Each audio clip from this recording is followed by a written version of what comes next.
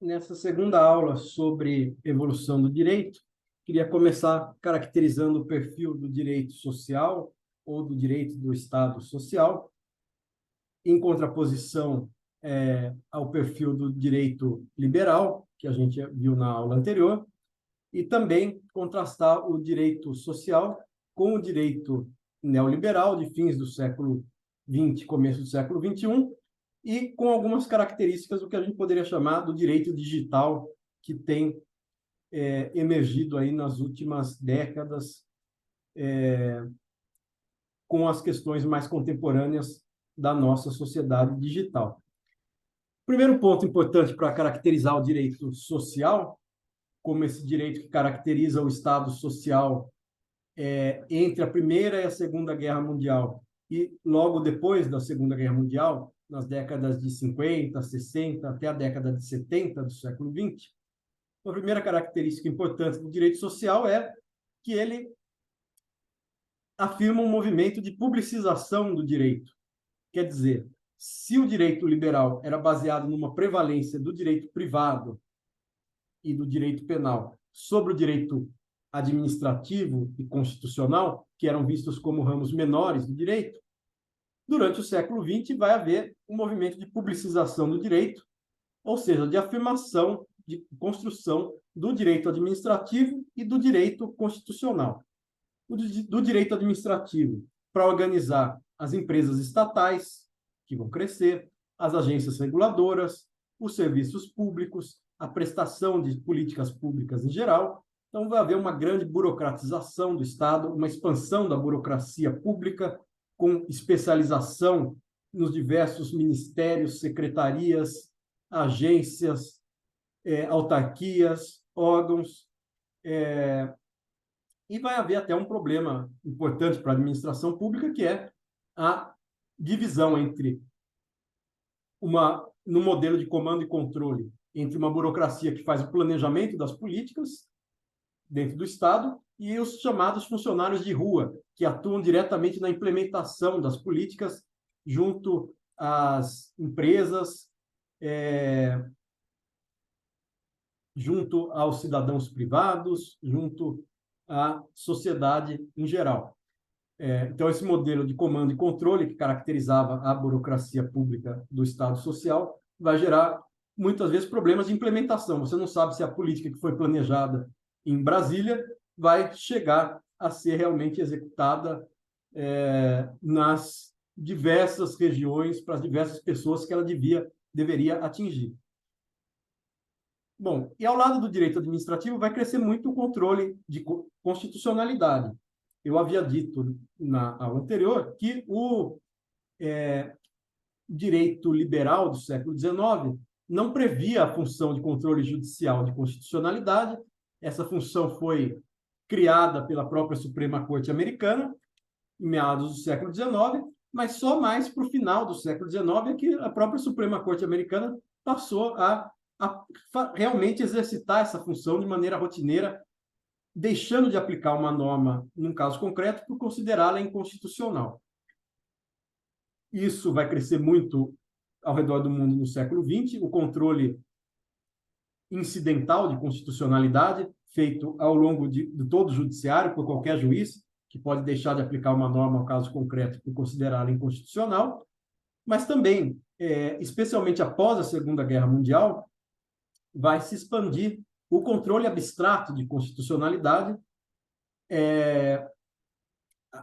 monopolizado por uma corte constitucional, por um tribunal que julgue ações diretas de inconstitucionalidade, que são aquelas ações que permitem ao tribunal, se provocado, dizer que uma lei ou uma emenda constitucional é inconstitucional, portanto, é inválida para todo e qualquer caso em abstrato. É como se o Tribunal Constitucional atuasse como um legislador negativo. Bom, isso é uma novidade, basicamente, da segunda metade do século XX, que vai, então, reforçar a Constituição como um parâmetro de controle que o Judiciário pode realmente utilizar para invalidar atos do Legislativo e do Executivo.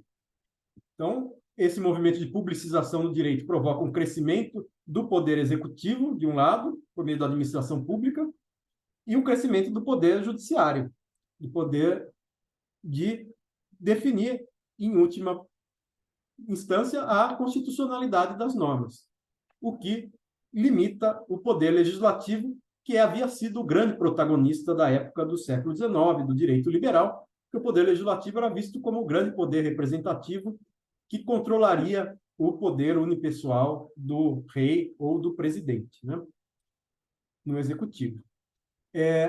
Esse direito social é caracterizado por teorias diferentes das teorias formalistas do direito, que vão reforçar que o direito é uma operação técnica puramente dedutiva, em que um juiz consegue resolver todo e qualquer caso concreto apenas a partir das normas positivadas. Diferentemente disso, vão se afirmar no século XX tendências antiformalistas ou tendências realistas do estudo do direito, que vão dizer que toda interpretação, aplicação do direito, envolve uma certa discricionariedade, porque para você dizer se existe ou não uma lacuna, como eu devo interpretar uma norma, escolher entre duas ou mais interpretações possíveis de uma mesma norma, eu sempre tenho que fazer um juízo de qual é a política pública que justifica essa norma, qual é a finalidade, o propósito por trás dessa norma, qual é o princípio que deve orientar a decisão, qual é a função social que cumpre esse determinado instituto previsto e protegido pelo direito, qual é o contexto social em que se insere determinada instituição que é regulada pelo direito. Portanto, isso vai romper com aquilo que a gente chamou de autonomia metodológica do direito, usando um termo do Mangabeira Unger no livro Direito na Sociedade Moderna.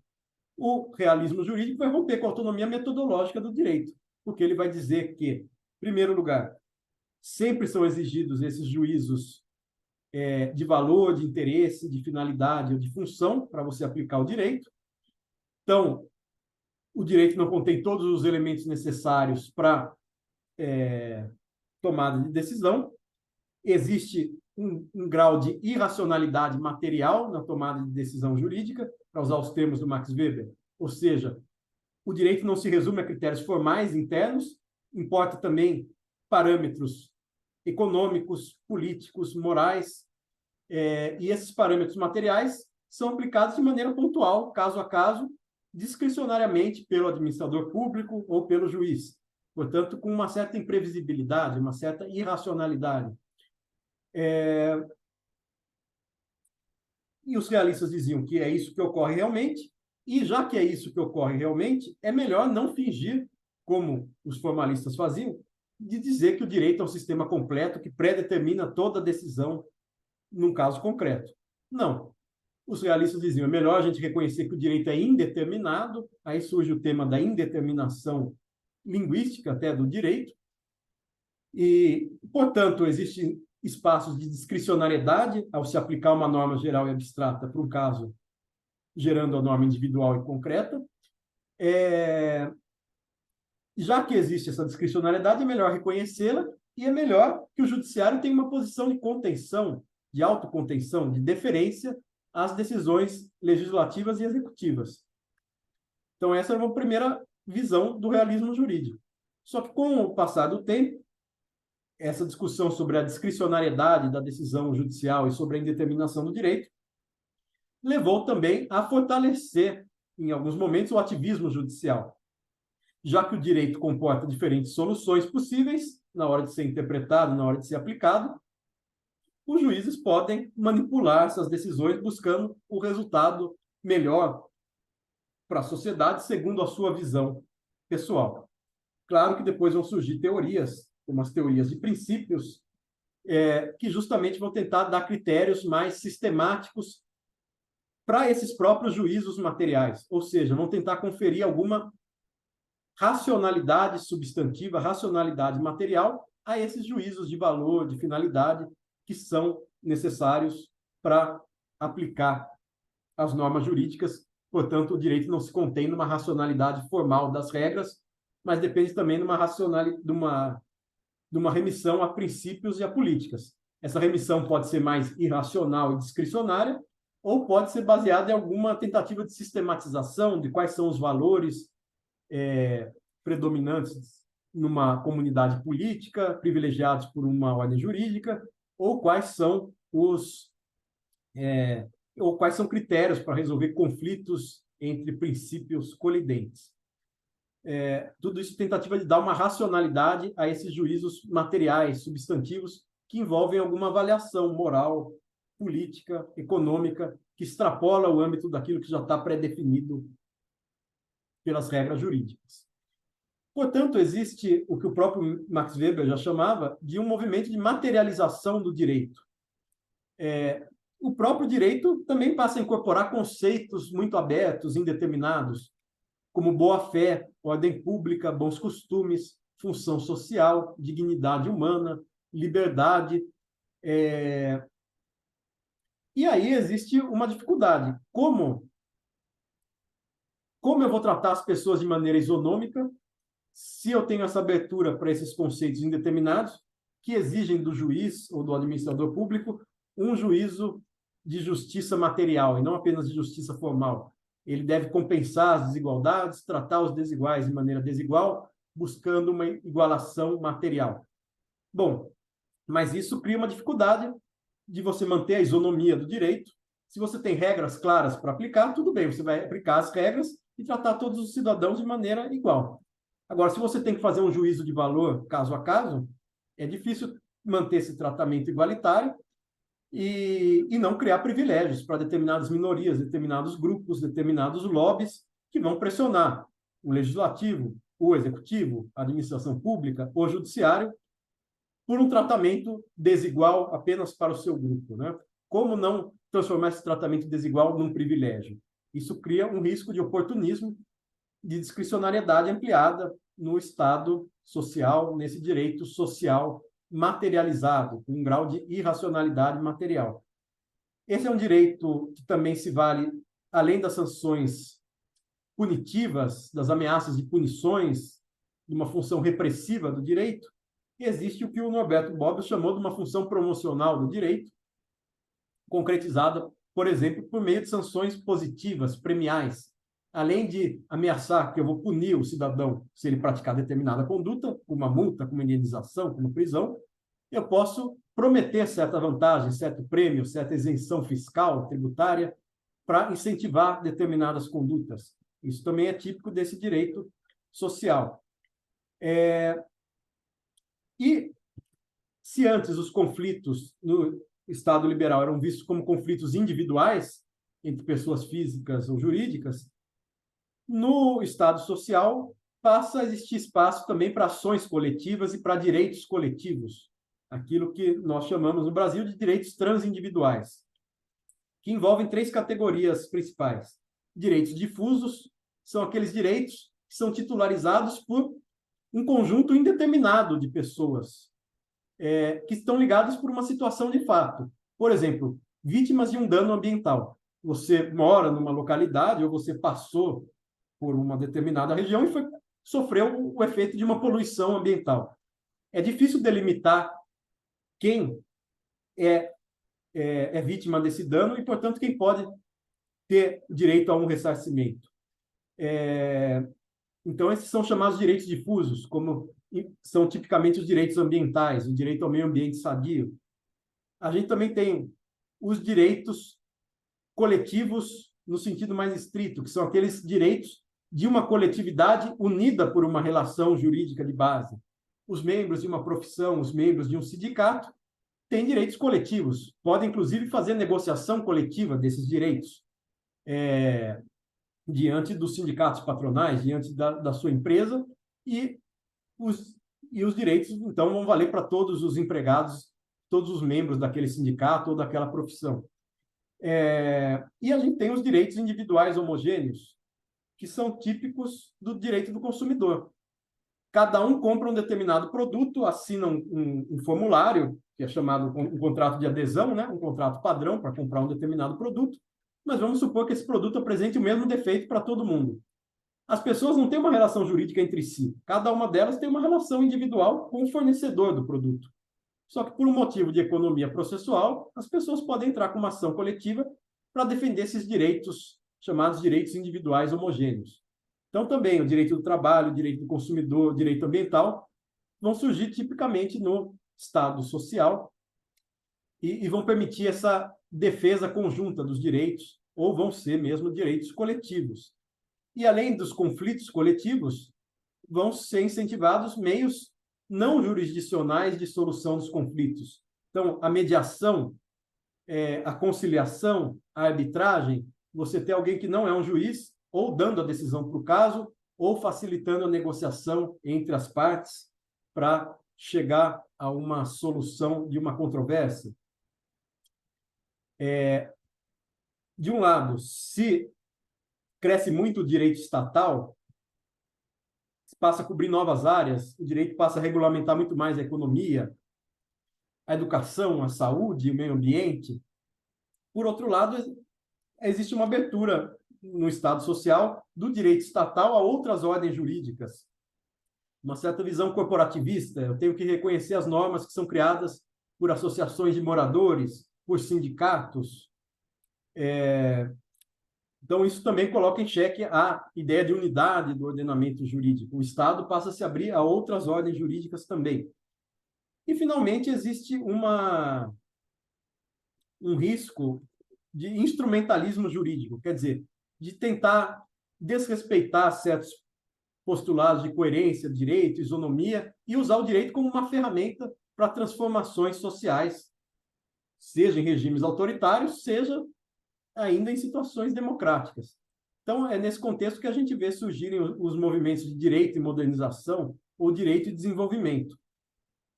No Brasil, nos anos 60, vieram advogados, juristas americanos propor reformas jurídicas para modernizar o país. Então, eles viram que era muito difícil promover esses transplantes jurídicos. Primeiro, porque o próprio direito americano, que eles tomavam como modelo, não era um direito isento de problemas, era um direito que ainda mantinha segregações raciais, desigualdades sociais. E segundo, porque não basta transplantar uma parte do direito para outro país, se esse outro país tem uma tradição diferente, tem outros institutos jurídicos, tem uma formação jurídica diferente também, enfim. E aí o instituto transplantado pode ter efeitos diversos do que ele tinha no seu contexto original. Então, esse próprio movimento de direito e desenvolvimento acabou chegando a algumas autocríticas. Quer dizer, você tentar aperfeiçoar o direito, tentar criar novas regras para disciplinar determinados temas, pode aumentar a juridificação, aumentar os entraves burocráticos e dificultar o acesso da população ao próprio direito. Os juristas, só com essa formação instrumental de como usar o direito para promover reformas ou promover o aumento do ganho das empresas privadas, podem se descuidar de certos princípios importantes que o direito incorpora, direitos, garantias fundamentais. Os novos juristas formados para modernizar o país podem usar esse conhecimento para criar barreiras a novas reformas que desfavoreçam os interesses dos seus clientes. O acesso ao Poder Judiciário não é tudo, porque o acesso ao Poder Judiciário é sempre desigual, depende se a pessoa costuma usar o Judiciário, conhece já o Judiciário, tem dinheiro suficiente para entrar no Judiciário, ou não. Então, aí também vão favorecer os meios não jurisdicionais de solução de conflitos. E, além de tudo, se essas tentativas de reforma jurídica derem certo, elas podem ser usadas por governos autoritários e ajudar a legitimar governos autoritários, como foi o caso no Brasil nos anos 60, 70. Bom, feita essa caracterização básica aí do direito social, que é esse direito voltado a ser um instrumento de mudança social, a gente pode dizer que esse tipo de direito recaiu em certos problemas que são definidos por um autor alemão, o Gunther Teubner, a partir da ideia de trilema regulatório. Ele vai dizer, ou as normas jurídicas são simbólicas, ou existe um instrumentalismo jurídico, ou a juridificação. Explicando, o direito, ao tentar regular certas áreas, pode acabar sendo ineficaz, meramente simbólico. Como quando você insere na Constituição milhares de promessas sobre direitos sociais e o Estado não tem realmente orçamento para cumprir essas promessas. Então, a nossa Constituição tem uma norma que diz que o salário mínimo deve satisfazer as necessidades básicas de uma família, de consumo, alimentação, vestuário, lazer. Mas, evidentemente, o salário mínimo praticado no Brasil não satisfaz essas necessidades. Então, a gente pode dizer que existe um certo grau de ineficácia, de simbolismo nessa norma. Esse simbolismo pode ser bom ou ruim. Ela pode ser simbólica e isso pode gerar um movimento social que tente concretizar essa norma, que tente promover reformas econômicas, ou a norma pode ser simbólica no sentido de que ela é um álibi para o legislador, para o político dizer que já está garantido aquilo, mas que só no longo prazo vai ser possível concretizar aquela promessa. Então, esse é o problema do simbolismo. Um outro problema, o instrumentalismo. Tentar usar o direito para disciplinar a sociedade pode levar à politização, à burocratização mais ampla dos diversos setores sociais e até a perigos de autoritarismo. O Estado, o direito estatal, querer controlar aspectos mínimos da vida em sociedade. Então, o instrumentalismo seria esse uso do direito como instrumento do poder, quando o direito social, como ele passa a regular mais áreas da sociedade, aumenta o risco também de autoritarismo. E, finalmente, o problema da juridificação, quer dizer, o direito a tentar tratar de maneira minudente cada área da sociedade pode acabar promovendo uma inflação legislativa, por exemplo, um aumento indiscriminado no número de regras, de leis, que também vão ser pouco eficazes e vão gerar problemas econômicos. Um grande exemplo de juridificação é a legislação tributária brasileira. Por isso está sendo discutida agora, em 2023, uma reforma tributária, para tentar diminuir essa confusão legislativa que, em vez de gerar resultados positivos, gera um entrave para o funcionamento da economia. Então, a juridificação é o direito estar gerando entraves para o funcionamento dos outros sistemas sociais. Tudo isso talvez explique por que o Estado social, o direito social, entraram em crise nos anos 70, 80 e deram origem a uma certa forma de Estado ligado à globalização econômica, que a gente poderia chamar do direito e do Estado neoliberal. Houve as crises do petróleo nos anos 70, que encareceram absurdamente o preço desse insumo que era básico para a indústria da época, para a indústria automobilística, petroquímica, tudo mais. Isso gerou uma crise fiscal nos estados e também o avanço da tecnologia, ao permitir às empresas mudarem as suas plantas para diferentes regiões do mundo, onde o preço do trabalho era mais barato, automatizarem a sua produção, abrindo mão dos custos do trabalho, e, com isso, fazerem pressão para os estados diminuírem os direitos, diminuírem os custos associados à atividade econômica. Tudo isso explica o surgimento desse direito neoliberal, que está ligado a movimentos como a privatização do direito. Quer dizer, mais uma vez, o direito público passa a ser contido, limitado pelo avanço do direito privado. A gente vai ver que no próprio direito público passam a ter situações em que a administração pública pode controlar empresas privadas para fazer obras públicas, como parcerias públicos-privadas. Serviços públicos podem ser prestados por organizações não estatais.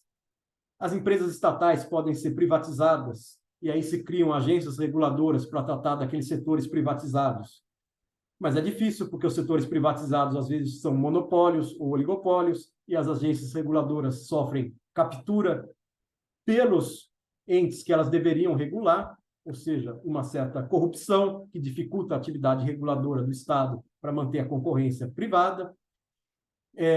Então, esse direito também vai ter os seus problemas, e esse direito neoliberal se caracteriza por uma influência nas pautas legislativas, nas pautas da reforma do direito, uma influência de organizações internacionais, como o Banco Mundial, FMI, OCDE, Organização Mundial do Comércio, Organização Mundial da Propriedade Intelectual, Organização Mundial da Saúde. Algumas dessas organizações, como FMI e Banco Mundial, podem condicionar empréstimos ao Brasil, a um determinado país, por exemplo, o Brasil, condicionar a realização de certas reformas jurídicas. Então, com isso, elas não só dão ideias para o que o legislador deve fazer, mas tem os mecanismos de pressão para forçar mudanças no direito nacional. De outro lado, existe um movimento de uniformização legislativa, a UNIDROIT. UNIDROIT é uma instituição não governamental que está em Roma, que pretende uniformizar ou contribuir para a uniformização do direito privado. Então, tem certas cláusulas de contratos comerciais que são definidas por essa consolidação não governamental, transnacional, que, portanto, não depende da definição do direito brasileiro, espanhol, ou argentino, ou americano. Então, a gente também tem os entes não estatais, as ONGs, as organizações internacionais, os blocos regionais de integração econômica, como a União Europeia, que vai construir uma ordem jurídica supranacional. Tudo que é decidido no âmbito da União Europeia é imediatamente válido para os cidadãos europeus, diferente do direito internacional, que tem que ser internalizado pelo Poder Legislativo para poder valer para os cidadãos do país.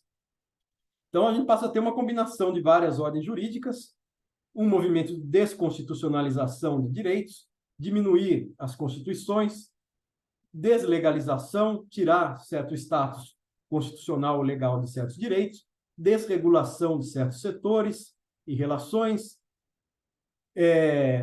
Como eu disse, existe esse movimento da relocalização industrial, da globalização econômica. As empresas podem colocar suas plantas produtivas em países que são mais baratos, do ponto de vista dos custos ambientais, trabalhistas. Com isso, acabam forçando os outros países a também diminuírem suas proteções ambientais e trabalhistas. Então, enfraquece o direito social, os direitos sociais, os direitos trabalhistas enfraquecem e se enrijece o direito penal para os crimes de massa e para os crimes de colarinho branco. Resumindo, a gente pode dizer que esse direito neoliberal, globalizado, acaba combinando formas típicas de regulação jurídica que a gente viu na tipologia da aula anterior. Então, tem uma parte desse direito, que é desse direito globalizado, que tem a ver com sistemas jurídicos autônomos, e agora a gente pode falar não só de que o Estado é um sistema jurídico autônomo, direito estatal, mas existe um pluralismo jurídico heterárquico, quer dizer, não hierárquico, várias ordens jurídicas concorrentes sobre determinados temas. Essas ordens têm diferentes graus de autonomia e elas também vão se especializando e se autonomizando. Quer dizer, além do direito nacional, além do direito internacional, você pode ter o direito supranacional, como existe na União Europeia, ordens jurídicas subnacionais de povos indígenas, de povos autóctones, ordens jurídicas transnacionais, como de empresas globais transnacionais que criam seus códigos de conduta para os seus fornecedores. Esses códigos de conduta vão impor obrigações para todos os fornecedores dessas grandes empresas ao redor do mundo. Existe a chamada nova lex mercatória, que são as cláusulas dos contratos comerciais, que são definidas para todos os negócios globais e que são arbitradas principalmente pela Câmara do Comércio Internacional, que fica em Paris. Mas essa é uma ordem desvinculada dos Estados nacionais. Portanto, existem ordens jurídicas autônomas, além das ordens nacionais. Hoje em dia, o direito nacional concorre com outros direitos, inclusive transnacionais. Outro exemplo, chamado Lex Digitalis. Existe o instituto que atribui os nomes e números na internet, que atribui os endereços de internet. E esse instituto é uma parceria público-privada que fica na Califórnia. Ele é uma organização, portanto, não governamental, mas que define uma questão de repercussão global, a chamada Lex Esportiva, o direito do Comitê Olímpico Internacional, ou o direito que é concretizado pelo Tribunal Arbitral do Esporte, que fica na Suíça. Ele pode, inclusive, punir estados nacionais, retirar os estados nacionais de certas competições. Então, a gente vê que, para além da ordem jurídica nacional, vão surgindo essas ordens, também vão criando autonomia e concorrendo, em certas áreas, com as ordens jurídicas nacionais e estatais.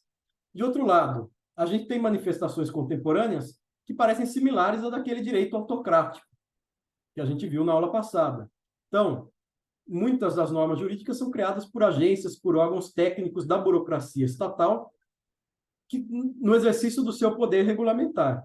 Mas, enquanto o dogma é a administração pública só pode disciplinar, detalhar aquilo que já está previsto em lei, mas não pode criar novos direitos, novas situações jurídicas, não pode inovar o direito, na prática a gente vê que muitas decisões são tomadas por órgãos que não são políticos, mas que vão criar direito, e essas decisões vão ter mais importância, muitas vezes, do que a lei. Então, decisões do Banco Central, do Conselho Monetário Nacional, de órgãos da burocracia estatal, que são isolados da influência política e vão tomar decisões importantes que deveriam, a princípio, serem tomadas pelo legislativo, mas que, por questões de tempo, de conhecimento técnico e de dificuldade de apoio político, essas decisões são colocadas nesses órgãos, que passam, então, a ter uma espécie de poder não democrático, tecnocrático. Da mesma forma, as decisões internas das grandes empresas, sobre as quais eu já falei, têm essa dimensão autoritária. As empresas impõem formas de autorregulação para os seus próprios funcionários e fornecedores. E existe uma dimensão também de direito costumeiro, atualmente, quando se passa a reconhecer ordens jurídicas de povos tradicionais ou práticas de mercado, comunidades de negócios que criam suas próprias regras. Se fala até de costumes instantâneos, que são criados por um encontro de cúpula de uma comunidade de certo setor de negócios, cria uma determinada regra por costume espontâneo e isso tem que se generalizar para todo aquele setor. No direito internacional também existe a importância do costume. Existem costumes que são considerados normas imperativas. Ius cogens é o termo do direito internacional. Então, o costume continua tendo papel importante nesse direito contemporâneo. As decisões mais autocráticas, fechadas, têm um papel importante, seja nas organizações privadas, seja na burocracia pública, por esses órgãos especializados de regulação econômica, por exemplo, e no plano das ordens jurídicas, não só o Estado é uma ordem jurídica autônoma, mas ele vai concorrer com a autorregulação de outras ordens jurídicas. De modo que a gente pode dizer que, na situação atual, a gente vive um tipo de direito que a gente poderia caracterizar como um direito digital, influenciado pela digitalização das relações sociais, das comunicações, nas escolas, nas empresas, na família, no Estado. Cada vez mais as comunicações são intermediadas por meios digitais. E, portanto, tem um escopo global, transnacional, transterritorial. E surgem novos problemas. Então, fake news, regulação de inteligência artificial, privacidade de dados. É difícil o direito estatal sozinho regular esses problemas. Primeiro, porque depende de um conhecimento técnico muito especializado e de uma tecnologia especializada e muito mutável. Segundo, todos esses temas, fake news, inteligência artificial, dados pessoais na internet, todos esses temas possuem interferência em múltiplas áreas da sociedade. Então, não é só na economia, não é só na saúde, não é só na educação, não é só na ciência. Se a gente pensar nas fake news, tem fake news que tem interferência política, mas tem fake news que tem interferência direta na ciência, na educação, no direito. E todos esses problemas têm um caráter transfronteiriço, porque dependem de tecnologias que são dominadas por oligopólios ou por monopólios globais das big techs, das grandes empresas, plataformas digitais. Bom, então, o que a gente pode ver ao estudar esses grandes problemas contemporâneos é que o direito tenta aprender a regular, o direito estatal, com dificuldade de regular esses temas transnacionais, tem algumas estratégias de aprendizagem regulatória. Vou falar de 4 delas. Primeira, a gente poderia chamar de principialização. Como o direito estatal não consegue definir regras muito claras para esse tipo de problema, o direito estatal acaba criando legislações muito principiológicas, muito baseadas em princípios que são também mais flexíveis e que se adaptam à mudança tecnológica. A gente não sabe que tipo de rede social, de plataforma vai existir daqui a alguns anos, mas certos princípios podem continuar fazendo sentido, embora mude a tecnologia. Claro que isso também gera uma certa indefinição sobre que tipo de conduta é proibida, o que é permitido fazer na internet, o que é crime, que sanções podem ser aplicadas. Então, cria uma esfera aí de discricionariedade, de indefinição. De outro lado, uma segunda estratégia é a seguinte: o Poder Judiciário não conta com regras claras para definir, resolver os casos, então ele vai adotar uma postura de maior precaução, por exemplo, privilegiar a liberdade de expressão, até que existam regras claras que digam o que é um crime, o que é ilícito fazer com inteligência artificial, com os dados na internet.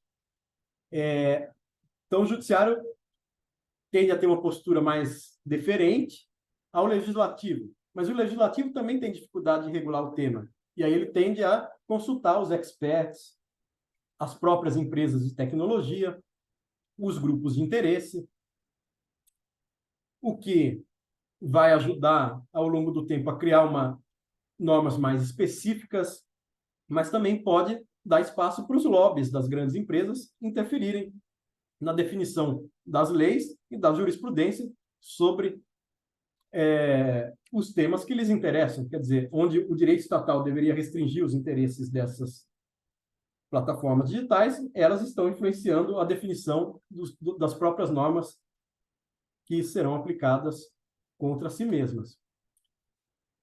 Então, o primeiro movimento, a primeira estratégia, o uso de princípios; a segunda, a deferência do judiciário ao legislativo e do legislativo à chamada sociedade civil, aos experts, aos grupos de pressão, aos acadêmicos, especialistas e aos lobbies desse setor de tecnologia. A terceira estratégia é as normas passam a incorporar um conhecimento muito especializado de tecnologia. Então, para saber se algo é proibido ou permitido, o juiz vai precisar consultar, ter acesso a um especialista, a um conhecimento muito especializado da tecnologia, da comunicação, da informação, para conseguir aplicar essa norma. Então, uma grande densidade técnica e fática nessas normas, que vão depender muito de provas para você definir se uma conduta é ou não lícita. E o quarta estratégia de aprendizagem regulatória é a seguinte: o direito estatal não só vai deixar que as empresas privadas, as plataformas digitais, por exemplo, façam uma autorregulação de um tema livremente. De outro lado, o direito estatal não vai proibir essa autorregulação e tentar definir tudo por lei, por código. Então, surgem mecanismos mistos aí de corregulação, ou de autorregulação regulada, ou de meta-regulação. Quer dizer, como o direito estatal vai regular a autorregulação? Ele pode estabelecer certos princípios que, independentemente de qual seja a plataforma digital, todas elas têm que criar normas coerentes com determinados princípios impostos por um determinado direito estatal. Ou elas podem impor certos procedimentos. As plataformas têm que ter meios de denúncia de publicações indevidas, meios de reparação, comissões internas para avaliar o uso dessas tecnologias. E no Brasil, em discussão ainda, em 2023, está em discussão o projeto de lei das fake news, que trazia, em certo momento,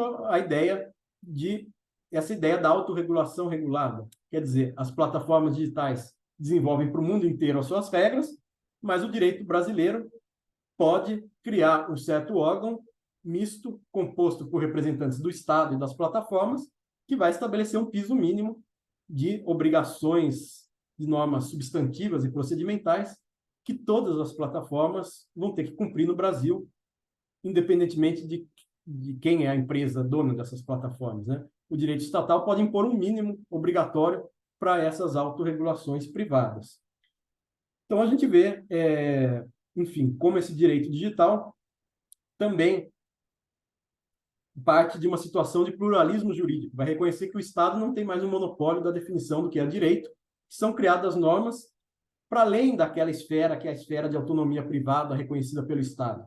Vão sendo criadas normas sobre determinados temas em que você tem direito estatal disciplinando o tema, mas também tem normas privadas, tem normas supranacionais, e isso vai complexificando o sistema jurídico por meio dessa concorrência de ordens jurídicas, com a tentativa também de criar, então, mecanismos de coordenação entre essas ordens jurídicas estatais e não estatais, locais e nacionais, nacionais e globais, enfim, um direito que vai surgindo em múltiplas escalas, né? Que é o que caracteriza o nosso direito nessa situação ainda de globalização econômica.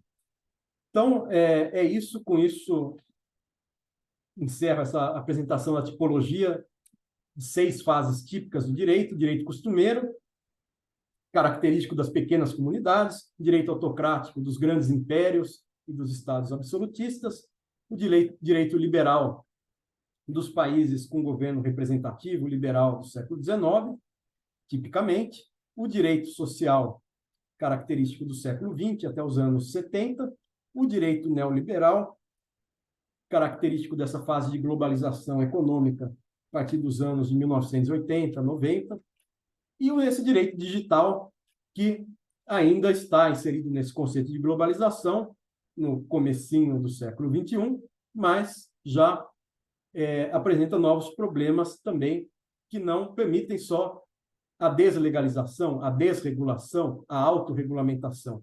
O Estado também passa a tentar assumir alguma forma de coordenação com essas ordens de autorregulação privada.